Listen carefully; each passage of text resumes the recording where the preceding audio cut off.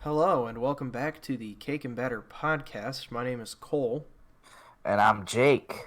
and today we're probably going to catch you up a little bit on what exactly has been going on with us as we kind of haven't uploaded a podcast in a really long time. Yeah, we've kind of dropped off the face of the earth for you guys, and we definitely apologize for that. But we've kind of been working on some kind of projects right now, as well as, I'm in my final year of college, and because of this whole thing that's going on with everybody, we've kind of not had a lot of time to work on the stuff that we've wanted to. So I've been resorted to moving back to Michigan. So I'm back in Michigan now. Yeah, thanks to that certain disease that YouTube does not like us to mention. So we've kind of been talking online about this new project that we've been working on, as well as, kind of watching a couple movies. But mostly right now, I've kind of just been focusing on trying to graduate so I can focus more on movies. Yeah, uh Mr. Scrub Cole here is almost done. I'm done. I have graduated, but our graduation was canceled, so we don't get to walk this year, unfortunately. I don't even think they're going to But let us walk at all. no, there was some petition online asking our president to reinstate it like in August or something, Yeah, like he's going to do that. right? But I'm done, thankfully. I don't have all the stress that Cole is under, and I'm very glad of it. Yeah, lucky for you. You've just been working at the grocery store for most of your Yes, I am free time. essential. I am essential to this country. Essential worker. So you've been doing that. I, on the other hand, have been sitting in my basement biding my time until my classes start up again. Yeah, and that's why we thought it would be a perfect time to come back for a podcast, a return, if you will, of the great Jake and Cole and their 10 viewers. Yeah, right. So we haven't really been doing much, unfortunately. Mostly just with Jake out of town and working constantly, and me trying to finish up my senior year of college so I can graduate. We've kind of been neglecting the podcast for a while. And we're gonna try and bring it back on a schedule. So look forward to there actually being a schedule again, like there was a few months ago. Um, Hopefully, but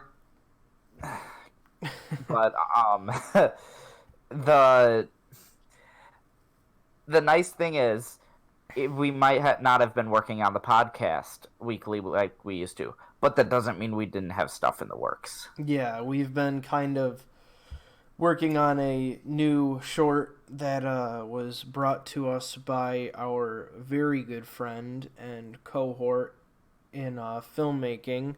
Did you just call him cohort? Cohort, as in like, have you never heard of that word? I have, but I think the call cut you off and you said cohort. Well, everybody will hear me say it in full. But yeah, go on. Our cohort Adam.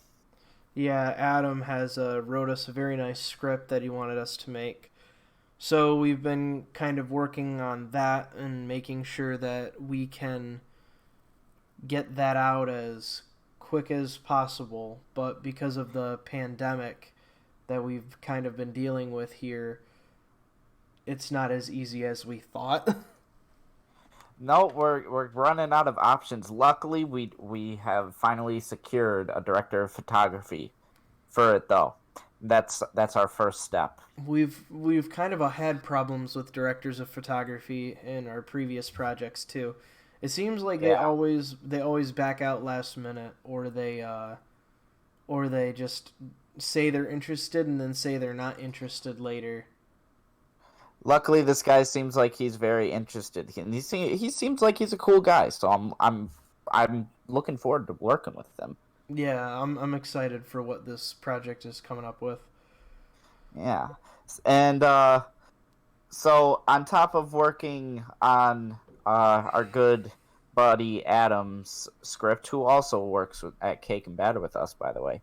We are currently waiting to hear back from festivals on our last short film or not even short. I'm sorry, our last feature film. Yeah. That we started putting in festivals in January, and we shot that over the last summer. We didn't talk about it too much. No, we did at not. all on the We haven't. podcast. Yeah. We have not talked about Slap Happy yet. Maybe now would be the perfect time to, because no one but people who follow us on Twitter know what that is. Yeah, so Slap Happy is a film that Jake and I co-wrote and directed, and we shot it back in August of 2019. It is about a man and his two hand puppets, and his hand puppets convince him to do very bad things. Yes, they do, and it's a nice dark comedy horror. So it's got a little bit of everything for everyone, and it was really fun making that, especially with all the actors we had. They were such a blast. Yeah.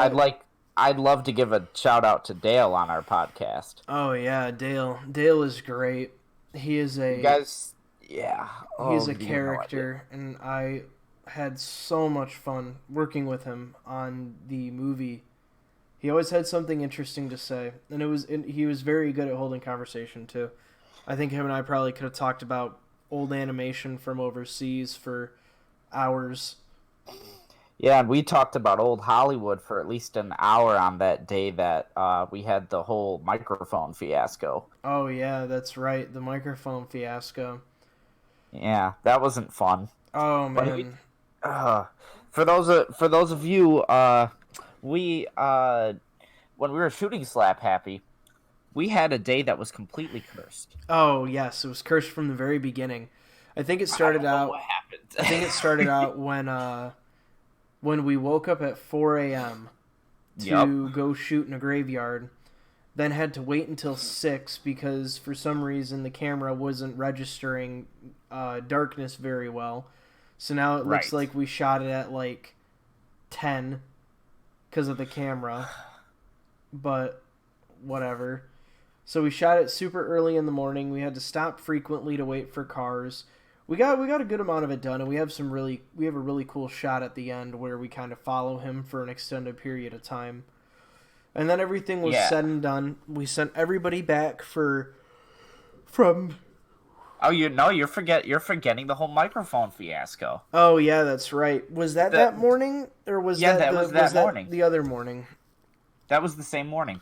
So during one of our shoots near the end, or near the beginning or the end of the shoot, we had one of our camera guys step on the extension cable for the microphone, and that broke it, and we didn't know. So the next morning, we find out that the microphone's not even working because of the extension cable. So yeah, and the sound, it was really weird. The sound was only coming out of the left side. yeah, so Registering sound from the left side. So I jumped in Jake's car, and I drove all the way to the Target to look for another cable, but I couldn't find the other cable. So I had to drive all the way to the Walmart, and I found the cable, but there was only one cable left. So I bought it and drove back, and I think it took me about 30 minutes to get everything together. Meanwhile, Jake was working with the actors and the camera guys, and then we shot until 9 a.m., and then we sent everybody home and told them to come back at 3, and I would have bought everybody lunch. So Jake and I get back, and by the time that we get to 3 o'clock and we move into the camera area and we're starting to set up and film, Jake goes, "Where's the SD card?" And I'm like, Well, no, if you remember, actually, we were looking for the SD card before we even got to film. It was about an hour beforehand. I was looking for the SD card to go over the footage, and I couldn't find it. "Oh yeah, that's right."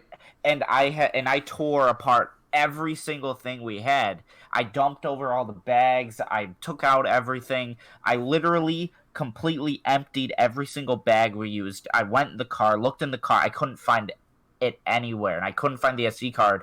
And I'm like, "Oh, I can't find the SD card." And so before we went to shoot, we had to retrace our steps. And we went all the way back to where we shot that morning, and we looked around, but we couldn't find it. Right, it wasn't there. We were there for at least 20 minutes, searching, looking through the dirt, trying to find an SD card. And then we go back to the set with our heads hung low, and Jake asks me to go get lunch. So I go get lunch. Meanwhile, Jake's telling our crew about what's going on, and the camera guy basically just walks right up to Jake's bag, reaches in there, and pulls the SD card out. He reached in with 2 fingers too. It's like he knew exactly where it was. He just pulled it right out, and I looked at him like, I looked there 20,000 times. And then partway through the film, Jake's camera that we were using, or no, it was the other guy's camera. It was our DP Zach's camera. Zach's camera overheated and refused to turn on.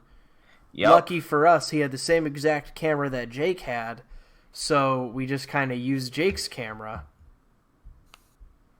We got the rest of the footage. Yeah, but because of that, that was also the night that the owner of the house was coming home at a certain time, but because of all the hoopla of the camera, we couldn't figure stuff out. We had to go overtime too. Yeah, but lucky for us, they mistook what time they were coming back to us, so we got like an extra hour before they showed up. Oh, that was definitely a day I don't want to happen again. Oh yeah, that was a nightmare. I did not enjoy that day at all. But luckily after that, everything was kind of smooth sailing. Definitely. But anyway, the film is waiting to be heard from by a bunch of film festivals that keep moving their notification dates though because of this pandemic, and we keep getting anxious, and then the date comes and then it moves again, and it's killing our anxieties. Yeah, it's definitely doing something for us.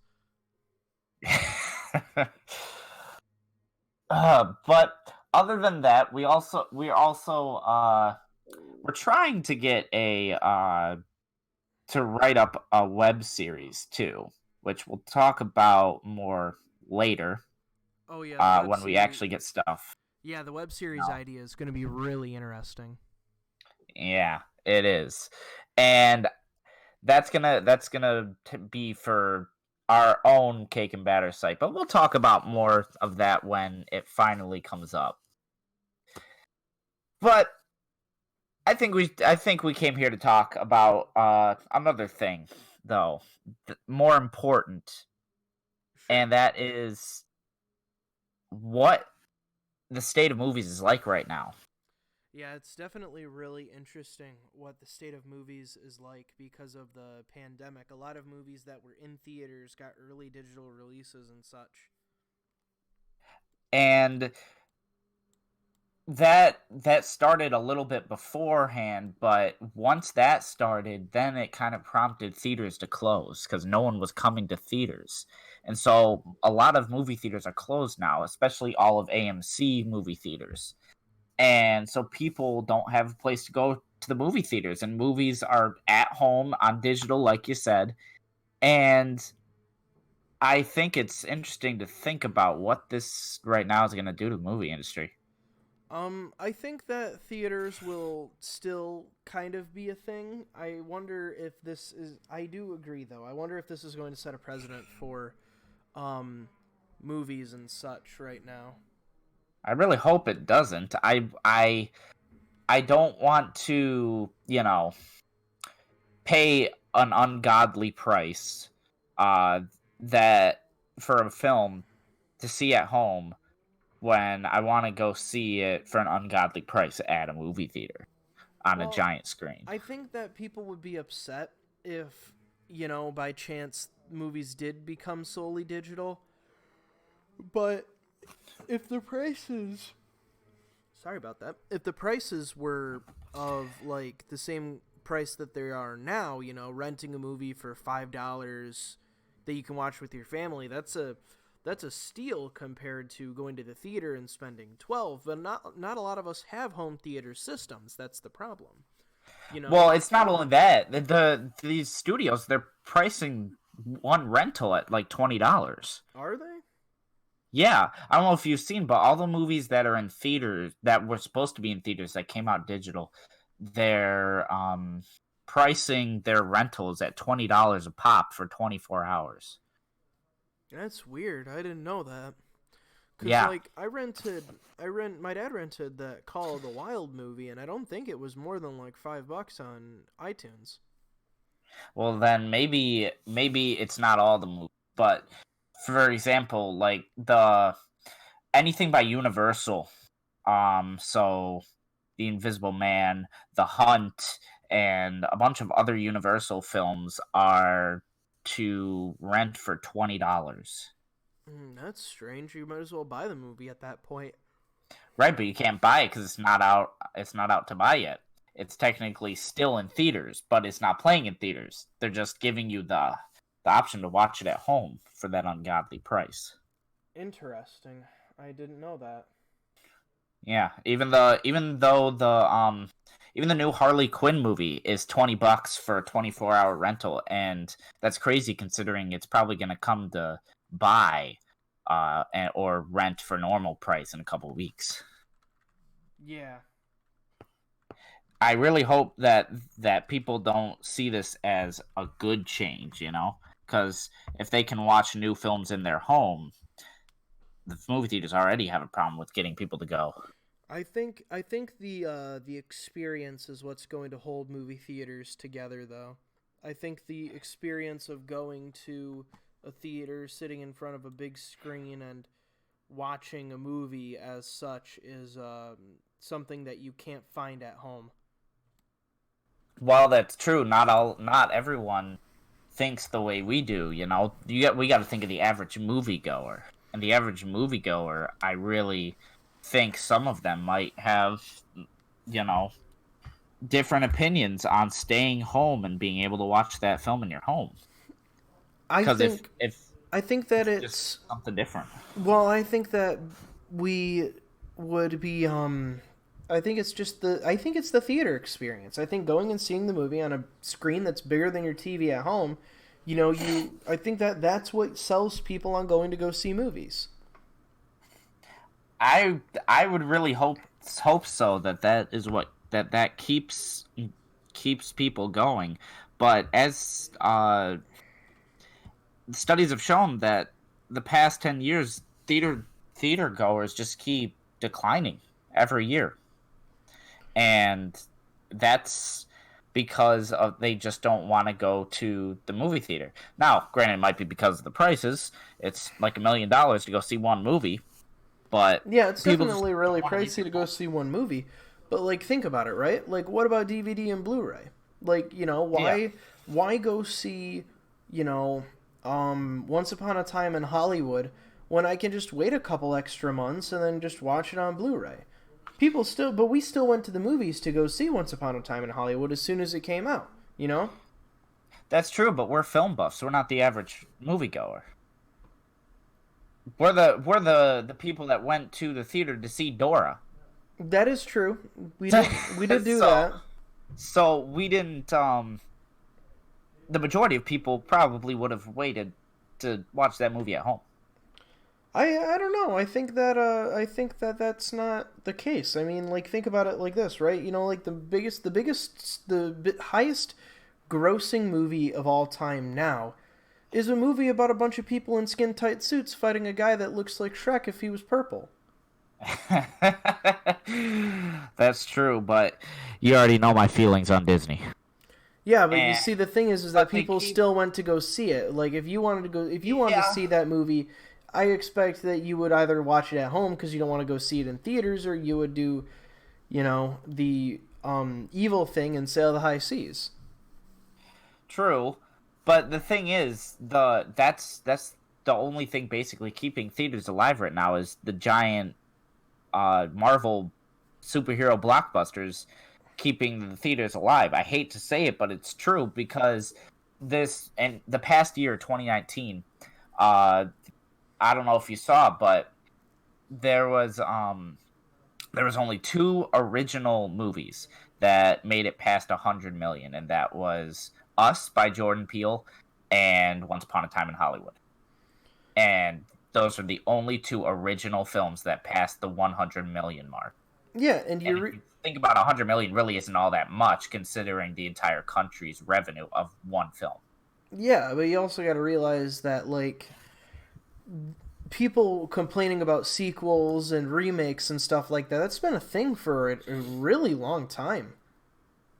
That's true, but I think it only keeps getting worse.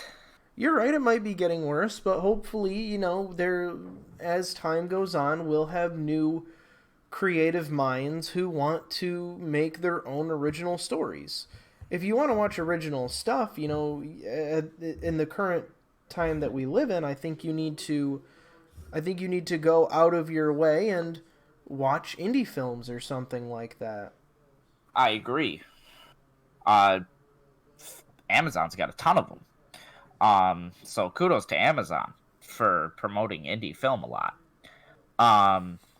But you shouldn't. The thing is, you shouldn't have to go digging. You know.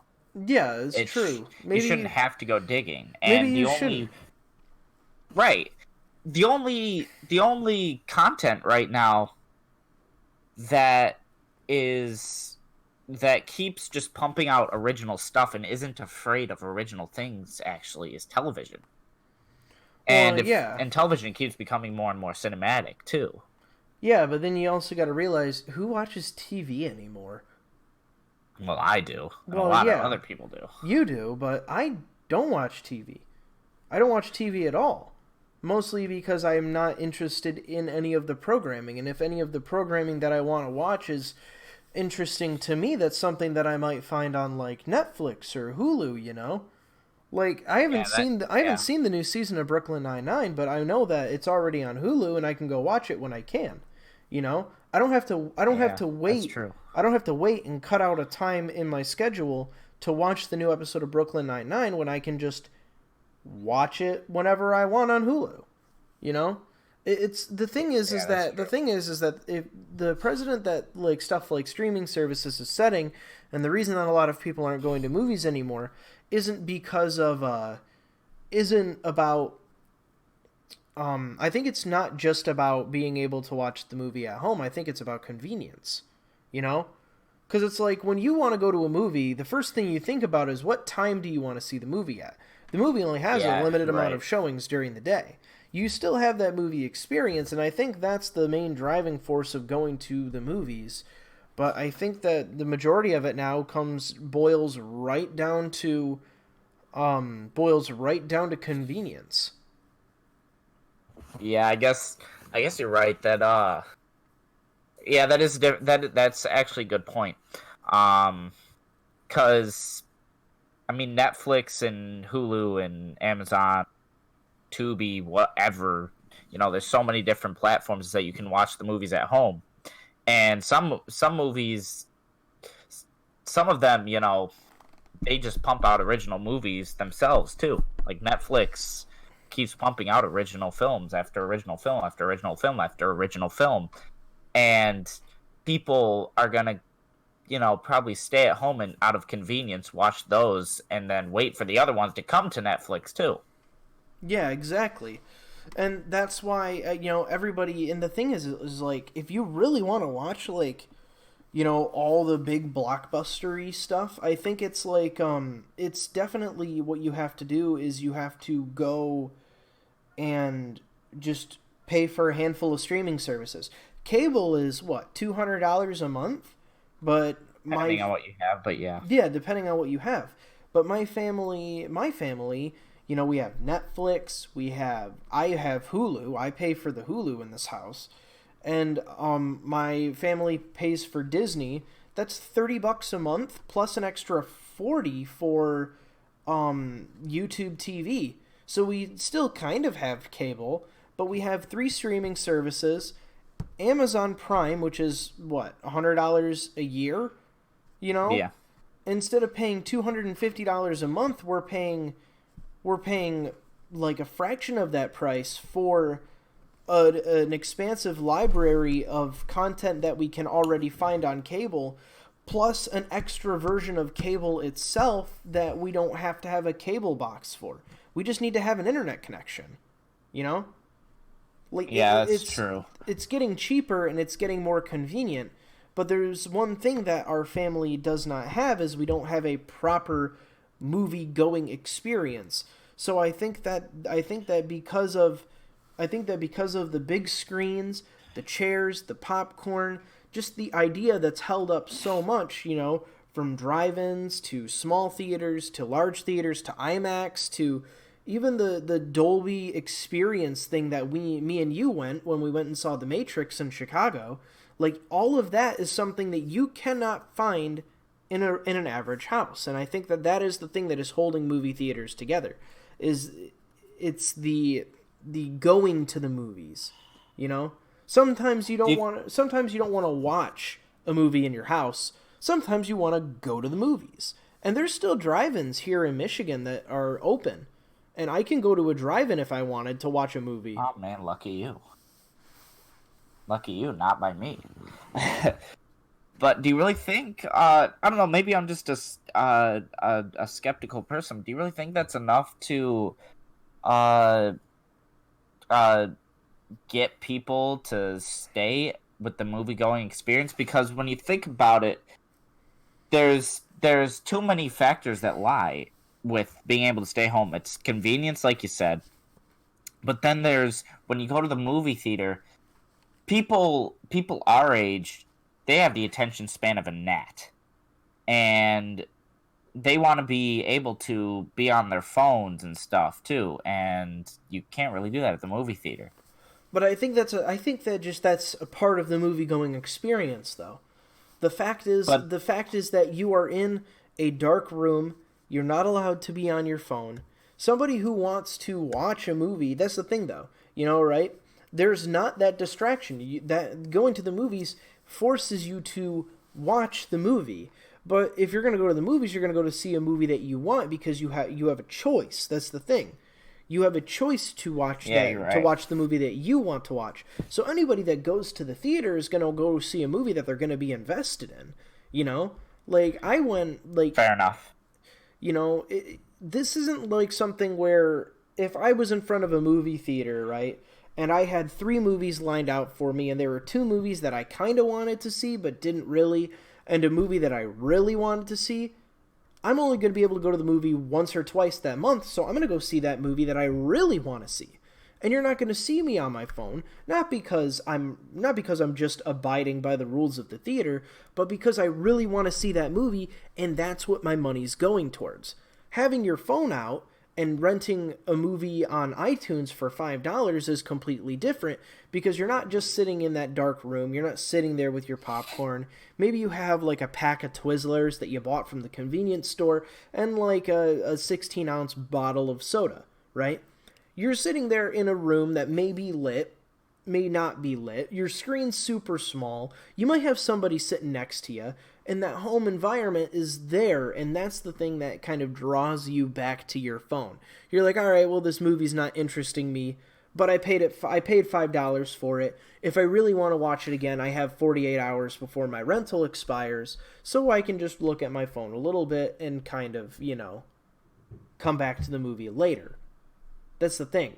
Going to the movies, you're seeing that movie once. You're seeing it now. As soon as you walk out of that theater, if you want to watch that movie again, you have to pay for another ticket, but you have to pay for another ticket at a specific time.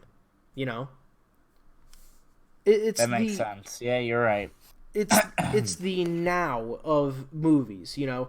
You don't just get to watch a movie as many times as you want for 48 hours. You get to go see that movie now at 7 p.m. If you don't make it there at 7 p.m., you might miss that movie, you know? And you've already spent your $20 on that ticket for you and your girlfriend or whatever, and you still got to go in and make sure you're there 30 minutes early so you can get your soda, get your popcorn, get the candy that you want, get the seat that you want, unless if your theater doesn't have the assigned seating option, like one of the theaters that I used to go. Seating. See, one of the theaters I used to go to did not have that at all. And the theater that I prefer that. The theater that I took you to go to when we went and saw Once Upon a Time in Hollywood, that's the theater I go to now. You know? I prefer that. I hate assigned seating because it encourages people to come late. Exactly. Yeah, I don't want to be watching 10 minutes into the film and then someone just walks right in front of me, and I'm missing a whole part because they can't find a seat. Yeah. They can't find the seat because the room's dark and they're trying to watch the movie while they're trying to find the seat. They're running over people. They got their phone light on. It's like, sit down. Yeah. And that's the thing. Like, the movie-going experience is now it's becoming less of a... It used to be the convenient way to go see new films. But now with streaming services, movies have to up their ante to make sure that they fit that movie-going experience. And I think that the types of theaters that me and you are seeing now, like the stuff with the Icon and the AMC Theater, and even the Imagine Theater that I took you to, that is not... It's less of... It's more than just a movie-going experience. It's a movie-going luxury now. We have the leather reclining chairs with the heated seats. Sometimes they actually bring you food if you pay for it, you know? This is not something... This is more of that enticing you to go here because you can't do it at home. What they want you to do is they want you to sit back, kick your feet up, relax, and just watch the movie. You know? I wish every theater was like that, because, you know, the stuff in the city, like where you're talking about the leather recliners, they bring stuff to you, etc. They don't have that in the theaters where I live in Indiana. It's literally just old, run-down theater with old crappy cloth seats. Some of them don't even have the cloth on them. They're all ripped off, and you're sitting with a metal bar in your back, and you're really low. You can't see because the chairs are lower than... You know, the dividers in the middle, and then you got the people who, sometimes you just get screwed, and you get a person that's taller than you, and you can't do anything because it's not a recliner, so you can't move it. Yeah, and you're just screwed. And then they charge you an arm and a leg for food and drink, and they don't do anything to try and at least entice you to come to the theater rather than stay home, which is why I hate the city, but I prefer the theaters in the city. Yeah, you know? And I wish every theater was like that. And that's the thing, though, right? Is that the reason that they charge you an arm and a leg for the concessions is because movies that are the tickets that you pay for the movies don't all of that money does not just go to the theater. That's the thing, you know. That's how movies make their money. They make their money by playing in theaters, so the majority of those ticket prices are going to the theater. And if the theater wants to stay open, then they need to have some way to make money. And that way to make money is to have pricey concessions. So getting a big bag of popcorn and a large soda for, you know, $15 is just their way of making sure that the lights stay on in the movie theater. And it's, you know, it's not like a price that I want for my concessions, but it's a necessary evil if you want to keep that movie-going experience alive. I guess, but that's what causes me to not buy food and drink at movie theaters. I sneak it in because I can go buy an entire 24 case at Target of water for $2, bring a bottle of water with me, bring some candy or popcorn myself for free. Yeah, that may be the case, you know, but there's always that it's the experience, it's the aesthetic, you know. And sometimes people don't want to sneak stuff in, you know? Yeah, but see that's another thing, you know. While these studios maybe they're charging $20 a pop for 24-hour rental right now.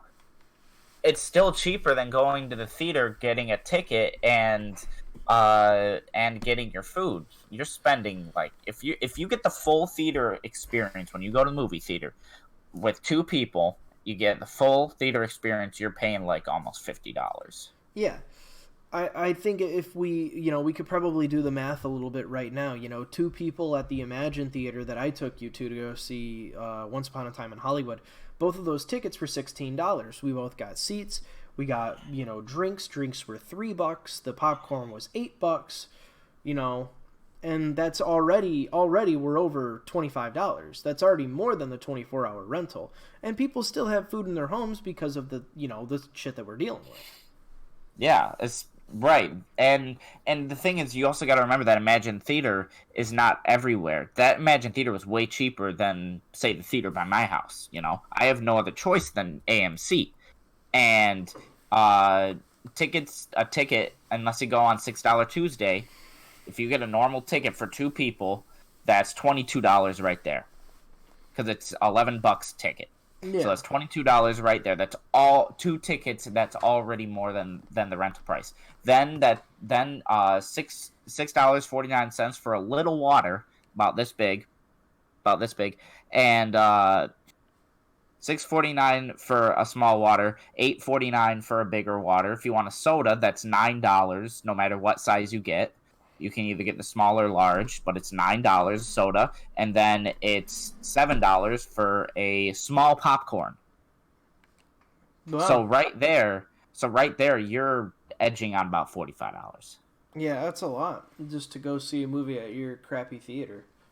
Exactly, and I mean, granted, they're trying to do some stuff at my theater. They just actually built a bar in my theater, like they have in the city. You remember the bar they have right in the River East, the one with the arcade in it? Yeah. There's a bar right before the Dolby Digital theater room. That's what they're building right now in my AMC. And I really hope that that they do more stuff like that. They just because if they don't, quality they're just going to lose more. Right. They should at least change out the chairs. Yeah, I think that's the big thing. I think if you're watching a movie, you want to be comfortable, Exactly. And I'm constantly having to move around because there's a metal bar sticking in my back or something. Yeah. And I hate that. Definitely.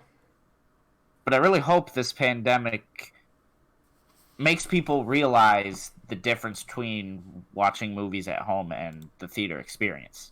Yeah, of course. Because it could go either way. And I'm hoping for, them saying after this pandemic, oh, well, yeah, we watched movies a lot in our home during the pandemic, but it wasn't the same as the theater. I definitely think that will be the case. I definitely think they will say it wasn't like the theater. I really hope so, because, sometimes people just need that little push. Oh, yeah, definitely. It's certainly a crazy time we're living in. Yeah, it definitely is a crazy time that we're living in. But, I